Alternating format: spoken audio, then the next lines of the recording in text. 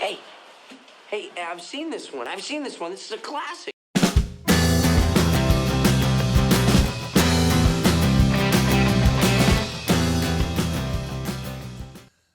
Hello everybody, welcome back to the channel, and huge thanks to the subscribers. Really appreciate the support.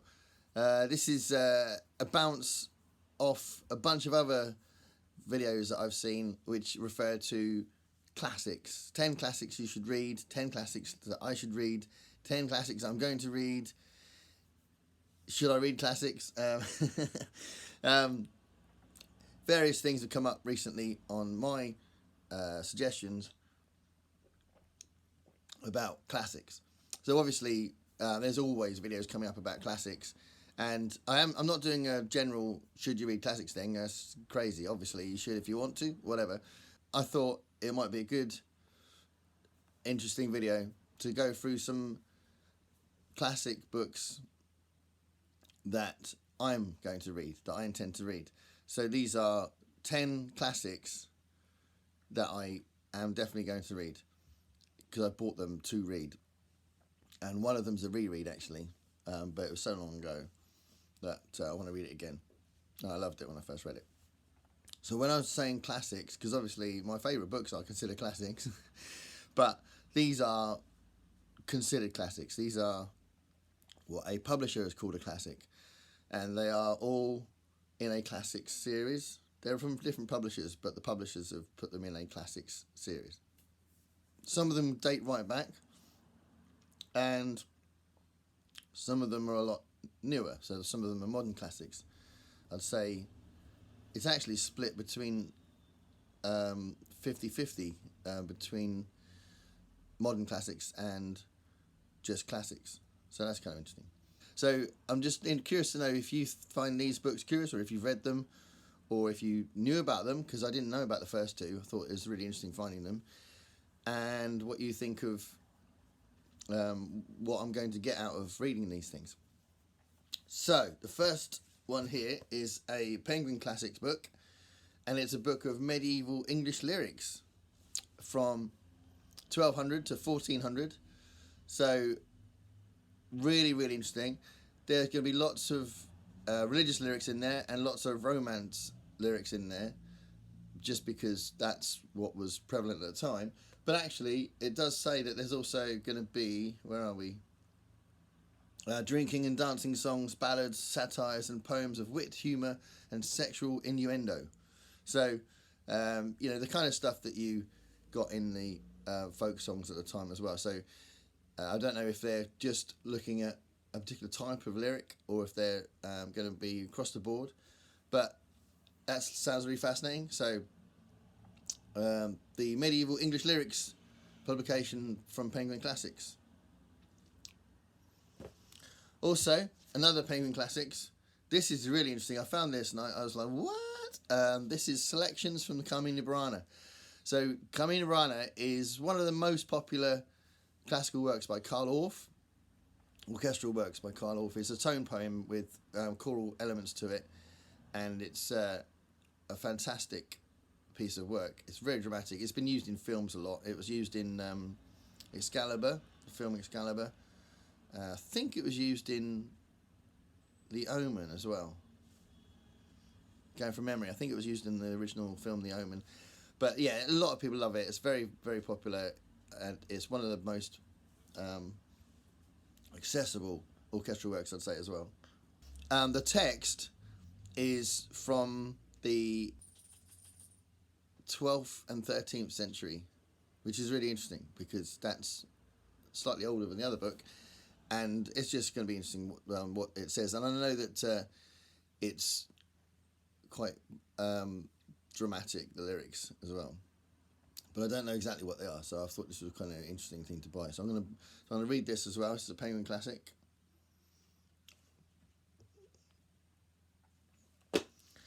And into a world classic from Oxford, Oxford World Classics. It's Daniel Defoe's Robinson Crusoe. So I've had this a while, to be fair. I think I've got 2 copies of it, because I forgot I had it when I found it cheap another time. But I keep picking it up and not reading it, And Mark and Sean have recently talked about Robinson Crusoe in their Book of Adventures. And yeah, I think I'll read it, but I don't know what I'm going to think of it. They love it. I like the idea of books, novels about being marooned and isolation and all that sort of stuff. I mean, you know, if you go a modern equivalent, if this is not sacrilege, I absolutely love The Martian, which is clearly a man's marooned on Mars and trying to deal with that. But this is obviously written a long time ago, and it's going to have a different kind of mindset. So we'll see. It might be fine, or it might be something that gets in the way and I don't enjoy it as much. I don't know, but we'll have a look. My number 4 is, this is the reread. So I did love this when I read it, but it was a long time ago. So I read this when I was a teenager. So yeah, 30 years ago, I read Gulliver's Travels. And this is definitely something that has, I know it's got a lot of social commentary, I remember that. And it's obviously written a long time ago, but it's because it's like an 18th century text, but it's in some ways it's ahead of its time. But the actual text itself, the way it's written, is clearly not the way you wouldn't read it as a reader, the way you'd read a modern book. So I think you've got to be in the right mood, I think, to read a book from this time, because you can't just sort of race through it. You'd have to kind of have a clear mind, good amount of headspace.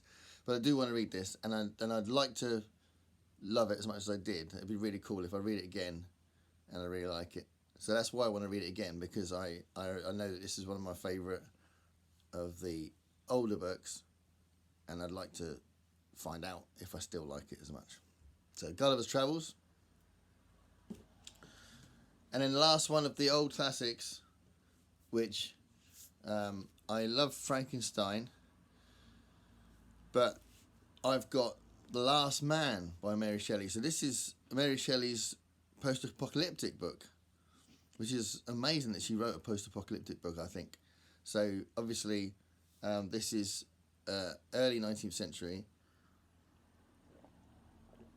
and as such it'll have a different tone to it. The way she writes is definitely more densely written. It's very poetic. It's very different to a modern classic.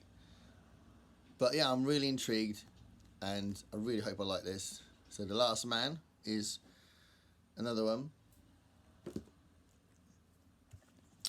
This is going to be a kind of a combination of two in some ways, but it's because I don't know without reading them which one I like the most, but I am going to read both. So this is me finally delving properly into James Baldwin. So I've got Giovanni's Room. So I think I found that in Kim's bookshop. Yeah, Kim's bookshop that was. Just I can notice the way it's written. There's a little pencil, very faint pencil price, which I think is awesome. You know, some people like me like to keep their books as good condition as they can, and I know that they find really good condition second-hand books. And I think it's really good that he just writes a really faint price in there, so you can rub it out. Whereas some people, they write, this is this much, and then you go somehow get the price off. But anyway, Giovanni's Room, and I've also bought Another Country. I bought this new, so I'm very optimistic about liking James Baldwin. I do think I'm going to like him. But Another Country, you might know Giovanni's Room, but I should tell you a bit more about it. So David's a young American in 1950s Paris and waiting for his fiancée to return from vacation in Spain. But when he meets Giovanni, a handsome Italian barman, the two men are drawn into an intense affair. After 3 months, David's fiancée returns, and denying his true nature, David rejects Giovanni for a safe future as a married man. His decision eventually brings tragedy. So this is about unspoken love, isn't it? An old theme. Another Country is slightly different because I think there's a musical background from what I remember. where desperate and dangerous characters betray love and test each other to the limit. That sounds awesome. Yeah, I imagine this is probably quite something. So, Another Country by James Baldwin.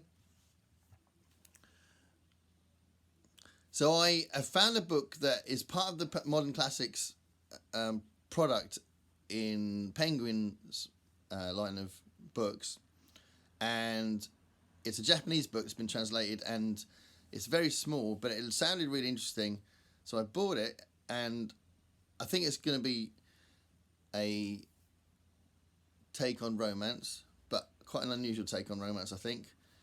So it's by Yusunari Kawabata, and it's called Snow Country. So I hadn't heard of the author before, hadn't heard of the book. I just found it in the shop and picked it up. So I'll tell you a little bit about it.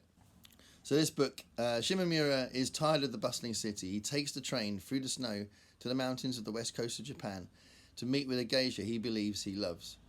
Beautiful and innocent, Kumako is tightly bound by the rules of a rural geisha and lives a life of servitude and seclusion that is alien to Shimamura. Their love offers no freedom to either of them. So it could be a little bit of philosophy, that kind of what is the meaning of life, bit of existentialist loneliness thing going on there as well, that sort of eternal dissatisfaction. I don't know, I could be reading too much into that blurb, but that could be what's going on there. And now we're into the last three, and this is definitely more modern. Walter Tevis, The Hustler. So I do want to read more Walter Tevis, but this looks really interesting. And this is the inspiration for the Paul Newman film, The Hustler, as well.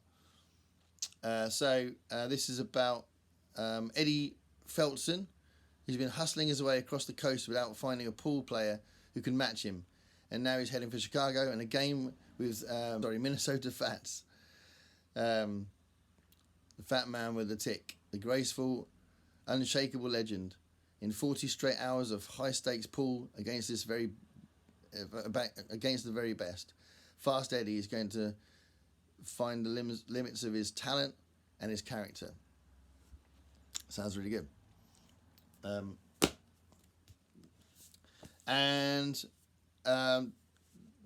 Probably the weirdest one, but one I do really want to read, and I'm so glad I've got it, and I've had it a while. I need to get on with it and read it, and that's William Burroughs' Naked Lunch. So, Naked Lunch is an absolute landmark in that period of experimental novels, isn't it?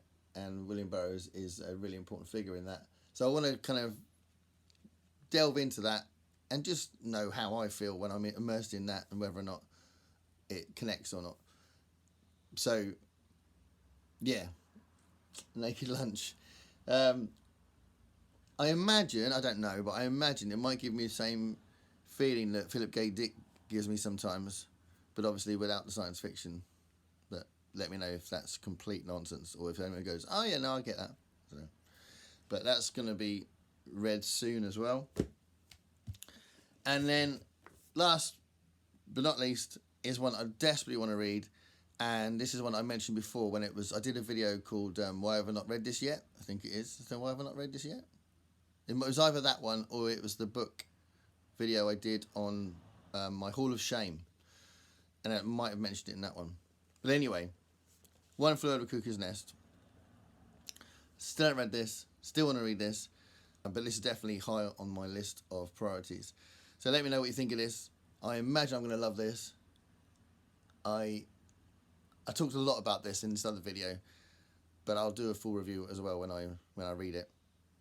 So anyway, those are 10 books, if you ignore the fact there was 2 James Baldwin books, that are deemed as classics by the publishers that I really want to read and that I own. Hope you enjoyed the video. Please let me know what you think of those and what you would kind of compare to those as well, because it'd be nice to know other things I could get into if I do like any of those. Thanks a lot. Bye.